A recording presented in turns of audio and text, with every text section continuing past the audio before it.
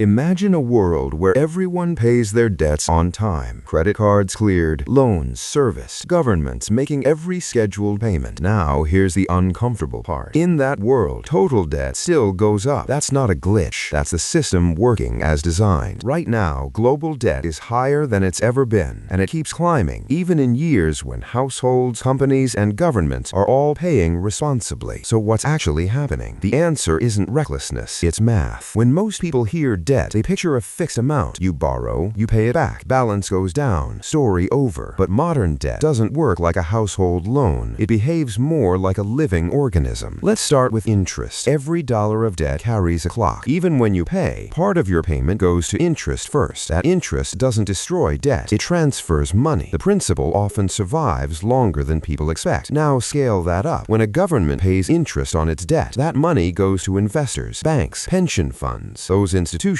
don't bury the cash, they lend it again. New loans are created on top of old ones. Debt is paid and reborn. Then there's refinancing. Most large debts are never truly paid off. They're rolled over. Old debt is replaced with new debt, often larger, because economies are expected to grow. Paying off everything at once would actually drain money from the system. Liquidity disappears. Growth stalls. Politicians don't survive that, so debt stays alive by design. Here's the part almost no one talks about. For the system to remain stable, total debt must grow faster than repayments. If it doesn't, defaults begin, assets fall, credit tightens, recessions show up. Debt growth isn't a failure of discipline, it's the fuel. That's why crises don't come from too much debt alone. They come when debt grows faster than the income needed to service it, when wages lag, when productivity stalls, when growth promises break. This is why paying everything back is a fantasy. If everyone tried to do it at once, the system would collapse under its own success. So instead, we manage debt, we stretch it, we refinance it, we pretend it's temporary, even though it's permanent, which raises a more dangerous question. If debt only works when it keeps growing, what happens when it can't?